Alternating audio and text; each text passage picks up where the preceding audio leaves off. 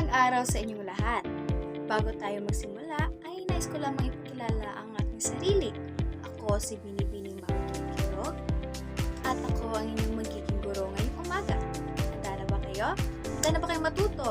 Kung gayon, ay bago tayo magsimula, may nais lamang akong itanong sa inyo. Bakit nga ba tayo nag-aaral? Binibini? Tama! Mahalaga ang pag-aaral dahil ito ay ating susi sa ating magandang kinabukasan. Kapag narinig nyo ang salitang pagkatuto, ano agad ang pumapasok sa inyong isipan? Tama, mahusay! Ang pagkatuto ay hindi lamang sa loob ng paaralan, kundi isang patuloy na proseso ng ating buhay. Ngayon, tayo ay magtatalakay ng isang orihinal na tula na pinamagatang Himig ng Pagkatuto. Habang pinapakinggan niyo ito, ay isipin niyo kung ano ang mensahe na nais itong iparating sa ating mga magbabasa. Handa na kayo?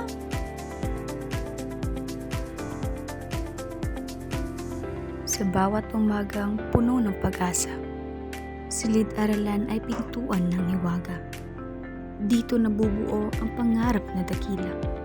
Sa gabay ng gurot, pusong nagkakaisa. Mga salitang parang ilaw sa dilim.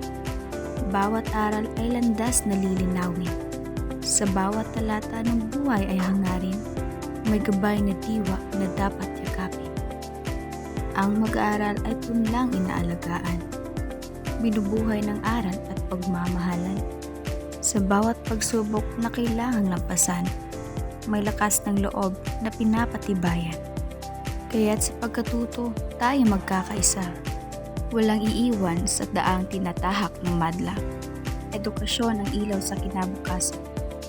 Tulay ng tagumpay sa ating hinaharap. Ngayon ay tapos na tayong magtalakay ng isang orihinal na tula. Ngayon ay nais ko gumawa kayo ng inyong sariling tula. Isang saktong lamang. Ang tula ay patungkol sa pangarap o edukasyon. Mayroon lamang kayong 5 minuto para gawin yan.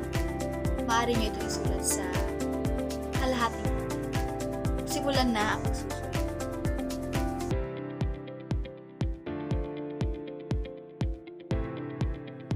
Ngayon ay tapos na ang 5 minuto na ibinigay ko sa inyo. Sino ang nais magbahagi ng kanilang ginawa sa klase? Binibining, ibahagi mo naman sa akin ang ginawa. Maganda ang inyong ginawa. Kitang-kita ang pagsisikap at pagkamalikhain ninyo.